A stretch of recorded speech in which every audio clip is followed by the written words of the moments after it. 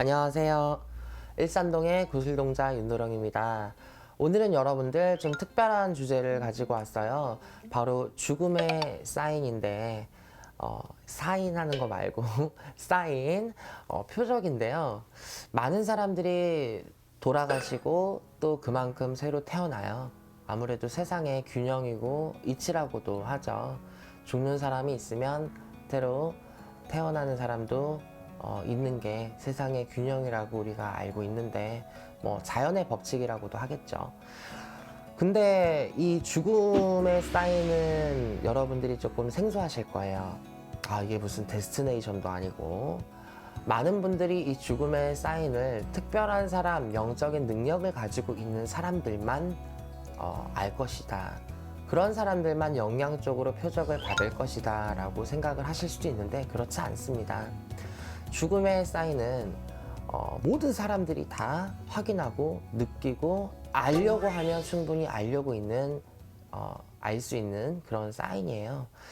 어떤 게 있냐 하면 이것은 단순히 죽음에 관련된 부분보다도 여러 가지의 표적들인데 어떠한 표적들이냐, 예를 들자면 내가 가는 길마다 최근 들어 일주일 전부터 한 달 전부터 자꾸 특정적으로 내 눈에 보이는 게 있어요.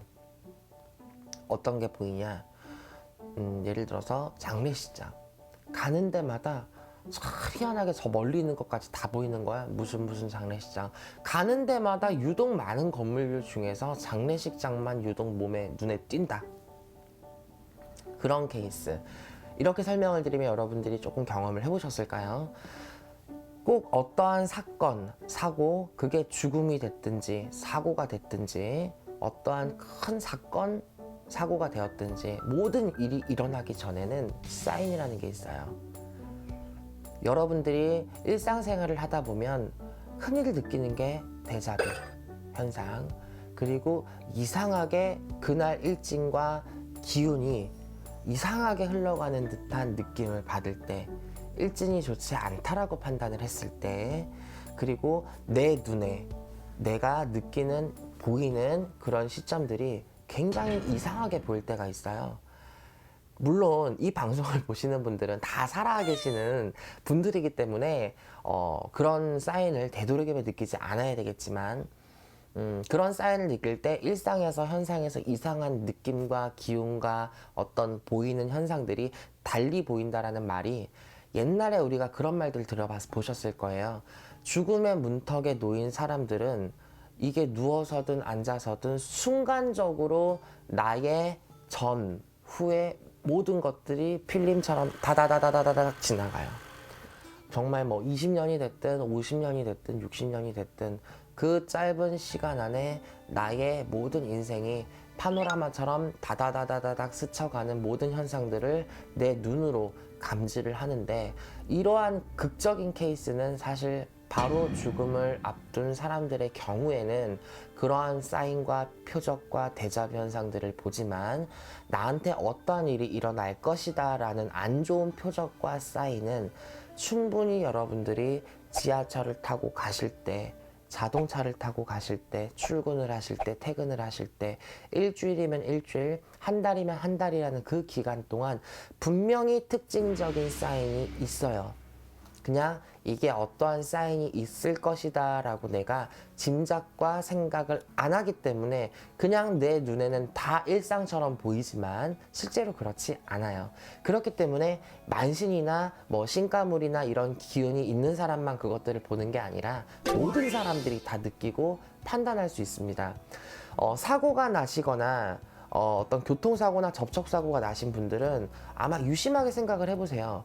본인들이 접촉사고나 어떠한 차사고가 나기 전에 어떠한 일이 있었고 내가 어떠한 기분이었는지, 그날 일진이 어땠는지를 내가 다시 한번 생각을 해보면 사고 나기 전에 어떠한 일과 어떠한 부분으로 뭐가 꼬였는지가 분명히 답이 나와요.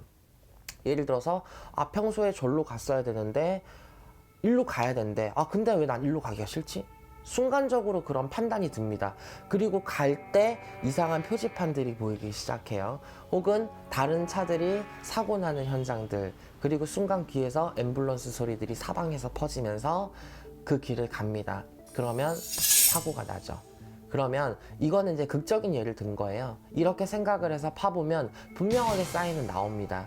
근데 이것이 분명히 큰일에 대한 사인이 아니어야 되겠지만 여러분들이 이 사인에 대해서 표적에 대해서 분명히 일상생활에서 나오는 부분이다 보니까 조금만 눈을 바로 뜨고 조금만 귀를 기울이면 나한테 오는 게 꼭 죽음이 아니더라도 사소한 흉, 사고, 낙마, 안 좋은 사건, 사고들에 대한 부분까지 내가 미리 감지를 할 수 있다는 거예요.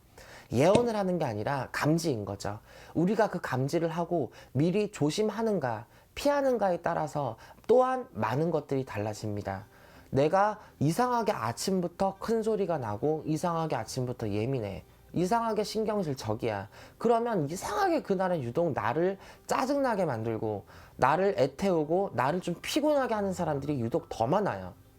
그런 것들이 일종의 표적이란 말이죠. 왜 사람이 아침부터 이유 없이 기분이 안 좋을까? 물론 이유는 있겠죠. 하지만 그것은 여러분들 표적이에요. 그렇다고 해서 내가 왜 기분이 안 좋고 왜 괜시리 예민한지 모르는데 엉뚱하게 가서 뭐 직원들이나 다른 사람들한테 화풀이를 할 수는 없잖아. 근데 내가 굳이 그렇게 하려고 안 해도 유독 그런 날 되면 나를 쑤셔 들들 볶아요. 더 예민하게 막 하고 내 눈에 막 더 가시처럼 꼽히고 평소에는 이해할 수도 있는 부분인데 더 사람이 예민해진단 말이야.